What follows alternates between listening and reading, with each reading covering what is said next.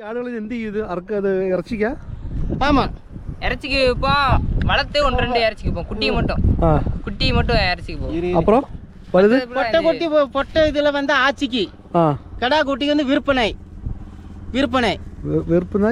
விற்கிறது விற்கிறது பொட்டை குட்டி இதில் அது வந்து எங்களுக்கு ஆச்சிக்கு அப்படி தொடர்ந்து ரொம்ப வயசாகி போச்சுன்னா அது கழிச்சிருவோம். கறி கறிக்கு மட்டன் சாப்பிடும். ஆமாம். அப்புறம் எங்க பேர் என்ன? என்னோட പേര് സെൽവം. നിങ്ങൾ? ജയകുമാർ. ഞാനിന്നൊരു യാത്ര പോവാണ് കേട്ടോ, കൊടൈക്കനാലിലേക്ക്. വീട്ടിൽ നിന്ന് ഏകദേശം 6 മണിയായപ്പോൾ ഇറങ്ങി. 7 മണിക്കൂറും 36 മിനിറ്റുമാണ് കൊടൈക്കനാലിലേക്കുള്ള ദൂരം. ഏകദേശം 326 കിലോമീറ്റർ. രാവിലെ ആയതുകൊണ്ട് റോഡെല്ലാം നല്ല ഫ്രീ ആണ്. അല്ലെങ്കിൽ ആറ്റിങ്ങൽ നല്ല തിരക്കായിരിക്കും. ആലങ്കോട്ടുനിന്ന് നേരെ തിരിഞ്ഞ് നമ്മൾ MC വഴിയാണ് കേട്ടോ പോകുന്നത്. കുട്ടിക്കാനത്ത് നിന്ന് തേനി വഴി കൊടൈക്കനാൽ, അതാണ് പ്ലാൻ. രാവിലെ ഇതുപോലെ ഫ്രീ ആയി കിടക്കുന്ന റോഡിലൂടെ ഡ്രൈവ് ചെയ്യാൻ എന്ത് രസമാണെന്നറിയോ. മാത്രമല്ല ഈ NH കംപ്ലീറ്റ് വർക്ക് നടക്കുന്നുണ്ട്. എറണാകുളത്തോ തൃശ്ശൂരൊക്കെ പോകുന്നുണ്ടെങ്കിലും ഈ MC പിടിക്കുന്നതാണ് ഏറ്റവും സുഖം. അങ്ങനെ നമ്മൾ മുന്നോട്ട് പോവാണ് കേട്ടോ. കുറച്ച് കഴിഞ്ഞപ്പോൾ നല്ല വിശപ്പ് തുടങ്ങി. ഇനി എവിടെയെങ്കിലും കയറി കുറച്ച് ഭക്ഷണം കഴിക്കണം. അങ്ങനെ നോക്കി വന്നപ്പം അത്യാവശ്യം നല്ലൊരു റെസ്റ്റോറൻ്റ് ആണ് കേട്ടോ, കമല പ്യൂർ വെജ്. നമുക്ക് ഇവിടെ കയറി ഭക്ഷണം കഴിക്കാം.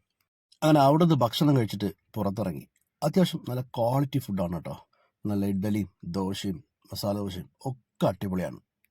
അപ്പോൾ നമുക്കിനി ഒരുപാട് ദൂരം പോകാനുള്ളതല്ലേ, നിന്ന് സമയം കളയുന്നില്ല, നമുക്ക് നേരെ യാത്ര തുടങ്ങാം.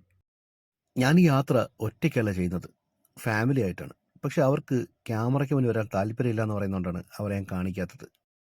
രാവിലെ റോഡിൽ ഒട്ടും തന്നെ തിരക്കില്ല. അതുകൊണ്ട് വിചാരിച്ചതിലും വേഗത്തിൽ ആസ്വദിച്ച് ഡ്രൈവ് ചെയ്യാൻ പറ്റും.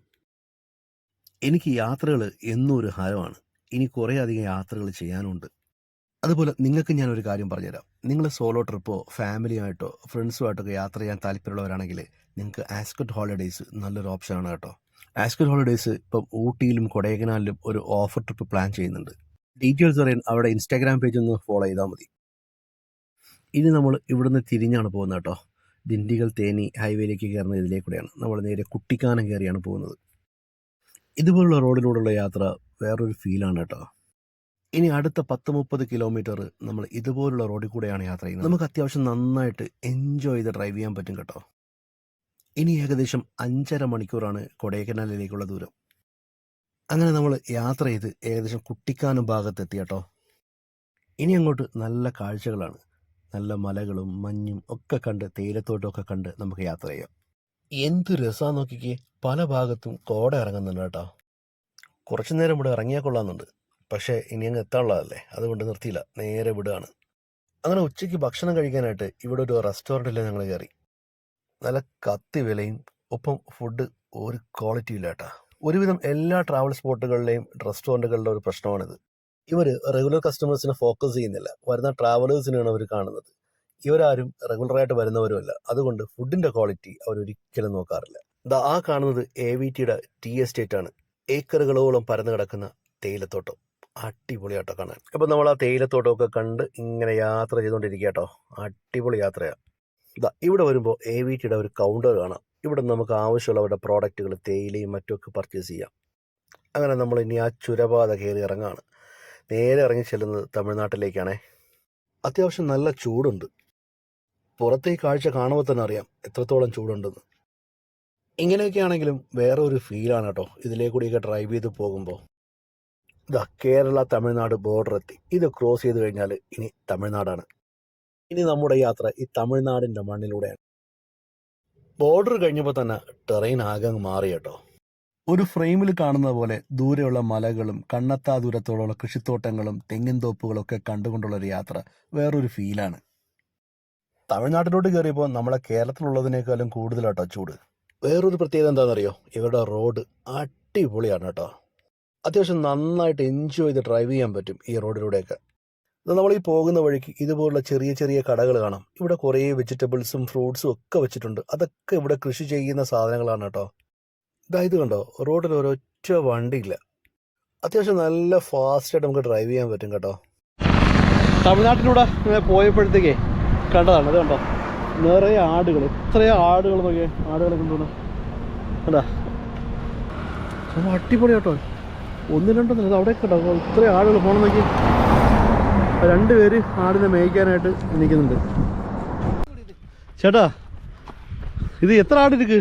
250 ആട്. ഇത് എവിടെയാ കൊണ്ടുപോണേ ആടിനെ? ഇത് എവിടെ ആട് ഫാം ഇരിക്കാ? ആട് ഫാം ഇருக்கு. എത്ര കിലോമീറ്റർ? 1 കിലോമീറ്റർ നിങ്ങൾ കൊണ്ടുവരും. காலையில மேய்ச்சிட்டு போய் சாயங்காலம் என்னது മാടും ആടും എല്ലാം ഇருக்கு. ஆமா இங்க எல்லாமே உண்டு. ഈ ആടുകൾ എന്ത് ചെയ്ത് അറക്കത് ഇറച്ചിക്കാ? ஆமா இறைச்சிக்கு இப்போ வளர்த்து 1-2 இறைச்சிக்கு போகும். குட்டியை மட்டும் இறைச்சிக்கு போகும். அப்புறம் வலுது பொட்டை இதுல வந்து ஆச்சிக்கு, கடா குட்டிக்கு வந்து விற்பனை விக்கிறது. ஓகே ஓகே விக்கிறது. பொட்டை குட்டி இதுல அது வந்து எங்களுக்கு ஆச்சிக்கு அப்படி தொடர்ந்து. Okay okay okay. ரொம்ப வயசாகி போச்சுன்னா அது கழிச்சிருவோம். கறி கடைக்கு போயிடும். கறி கடைக்கு மட்டன் சாப்பிடும். ஆமா. அப்புறம் எங்க பேர் என்ன? என்னோட பேர் செல்வம். நீங்க? ஜெயக்குமார். காலேஜ் 2 months லீவ் விட்டுருக்காங்க. കോളേജിൽ 2 months ലീവ് ആയതുകൊണ്ട് ആട് മേയ്ക്കാൻ പോകുന്നു. മാസം എത്ര കിടക്കും? ദിവസം എത്ര കിടക്കും? ദിവസം എത്ര കൂലി? அது மாச கணக்குல ஏர் கணக்கு. அப்புறம் வருஷத்துக்கு எவ்வளோ 3-4 அந்த மாதிரி கிடைக்கும். 4 மீன்ஸ் 4000. ஒரு வருஷத்துக்கு 3 லட்சம். വർഷത്തേക്ക് 3 ലക്ഷം കിടക്കും. ஆமா. ஆள் சம்பளம் எல்லாம் கொடுத்து எங்க നിങ്ങൾക്ക് 3 ലക്ഷം കിടക്കും വർഷത്തേക്ക്. உழைக்கணும். Okay okay thank you. വളയില്ലേ? നല്ല ചൂട്. 3 மாசமா காஞ்சி கிடக்கு. നല്ല ചൂടാണല്ലേ? നല്ല ചൂടാണ്. നല്ല ചൂട്. എന്ത് ഏരിയ? കുമിളിക്ക് പக்கம் തിരുവനന്തപുരം. எவ்வளவு இங்க இருந்து 370 ரூபாப்பா. அப்புறம் நல்லா இருக்கா? இல்ல கொடைக்கானல் போகுது. கொடைக்கானல் போதா? அதான் ஒரு வாரம் டூரா? Okay thank you. Thank you. അങ്ങനെ നമ്മൾ വീണ്ടും യാത്ര തുടങ്ങി കേട്ടോ. 1 വർഷം ആടിനെ മേച്ചാൽ അവർക്ക് 3 ലക്ഷം രൂപ കിട്ടും. സംഭവം അടിപൊളി തന്നെ. ഏകദേശം കൊടൈക്കനാൽ എത്താറായി. ഇനി 46 കിലോമീറ്ററേ ഉള്ളൂ കൊടൈക്കനാലിലേക്ക്. അതിൽ പകുതിയും ഇനി ചുരപാതയാണ്. കൊടൈക്കനാലിൽ നിന്ന് തിരിച്ചിറങ്ങി വരുന്ന കേരള രജിസ്ട്രേഷൻ ബൈക്കുകളും കാറും ഒക്കെ ആയിട്ടാണ് ഈ പോകുന്നത്. ഈ റോഡ് നേരെ പോകുന്നത് കൊടൈക്കനാലിലേക്കുള്ള ചുരത്തിലേക്കാണ്. ഇതാ ഇപ്പോൾ നമ്മൾ ചുരം കയറി തുടങ്ങിയിട്ടുണ്ട്. ഏകദേശം 2 മണിക്കൂർ ചുരം കയറണം കൊടൈക്കനാലിലെത്താൻ. വളരെ മനോഹരമായ കാഴ്ചകളാണ് കേട്ടോ ഈ കൊടൈക്കനാലിലെ ചുരത്തിലൂടെ യാത്ര ചെയ്യുമ്പോൾ നമുക്ക് കാണാൻ കഴിയുന്നത്. ഇതാ ഇവിടെ നിന്ന് നോക്കുമ്പോഴത്തേക്കേ ദൂരെ നല്ല മലകളും പിന്നെ ഡാമിൻ്റെ കാഴ്ചയും ഒക്കെ കണ്ടിട്ട് നമുക്കിങ്ങനെ യാത്ര ചെയ്യാം. ഈ ചുരം കയറുന്നതിന് മുമ്പ് നല്ല ചൂടായിരുന്നെങ്കിൽ ചുരം കയറി തുടങ്ങിയത് പോലെ തണുപ്പ് പതുക്കെ വന്നു തുടങ്ങുന്നുണ്ട്. വേറൊരു കാര്യം എന്താണെന്നറിയോ? ഇന്ന് ശനിയാഴ്ചയാണ്. അതുകൊണ്ട് തന്നെ കൊടൈക്കനാലിൽ ഒരുപാട് ടൂറിസ്റ്റുകൾ ഉണ്ടാവും. ഈ കൊടൈക്കനാൽ ട്രിപ്പിൽ ഞങ്ങൾക്ക് ഒരുപാട് ബാഡ് എക്സ്പീരിയൻസ് ഉണ്ടായിട്ടുണ്ട്. അതൊക്കെ എന്തൊക്കെയാണെന്ന് ഞാൻ വഴിയെ പറഞ്ഞുതരാം. ഇപ്പം സമയം ഏകദേശം 5:30 മണിയായി കേട്ടോ. 6 മണിയാകുമ്പോഴത്തേക്കും കൊടൈക്കനാൽ എത്തുമെന്നാണ് ഗൂഗിൾ മാപ്പ് പറയുന്നത്. അങ്ങനെ നമ്മൾ ചുരം കയറിക്കൊണ്ടിരിക്കുകയാണ്. ചുരം കയറി മുകളിലോട്ട് പോകുന്തോറും ക്ലൈമറ്റിൻ്റെ ചേഞ്ച് നന്നായിട്ട് അറിയുന്നുണ്ട് കേട്ടോ. ഇപ്പം ടെമ്പറേച്ചർ 23 ഡിഗ്രിയാണ്. ആ ചെറിയ തണുപ്പിൽ ഇതുപോലെ ഇങ്ങനെ ഡ്രൈവ് ചെയ്ത് പോകുന്നത് വേറൊരു ഫീൽ തന്നെയാണ്. അങ്ങനെ കൃത്യം ഒരു 6:30 ആയപ്പോൾ ഞങ്ങൾ കൊടൈക്കനാലിലെത്തി. എത്തിയപ്പോൾ വേറൊരു പ്രശ്നം ഞങ്ങൾ ഫേസ് ചെയ്തു കേട്ടോ. നല്ല ക്രൗഡാണെന്ന് പറഞ്ഞല്ലോ. ഇപ്പോൾ ഇവിടെ റൂംസ് ഒന്നും അവൈലബിൾ അല്ല. അങ്ങനെ ഞങ്ങൾ ഒരുപാട് സ്ഥലത്ത് നോക്കി, ഒരു സ്ഥലത്തും റൂം അവൈലബിൾ അല്ല. അങ്ങനെ കുറേ കറങ്ങിയപ്പോൾ ഒരു റൂം കിട്ടി കേട്ടോ. ഇതാണ് ആ റൂം. ഈ റൂമിന് സത്യത്തിൽ വില ഒരു 3000-3500 രൂപയുള്ളൂ. പക്ഷേ ഞങ്ങളുടെ കയ്യിൽ നിന്ന് ഒരു ദിവസത്തേക്ക് 7500 രൂപ വാങ്ങി. 3000 രൂപയ്ക്ക് പോലും ആ റൂമില്ല. കുറച്ച് സ്പേസ് ഉണ്ടെന്നല്ലാണ്ട് ഒരു വൃത്തിയില്ല. നല്ല തിരക്കുള്ള സീസണല്ലേ. മാത്രമല്ല റൂമൊന്നും അവൈലബിളും അല്ല.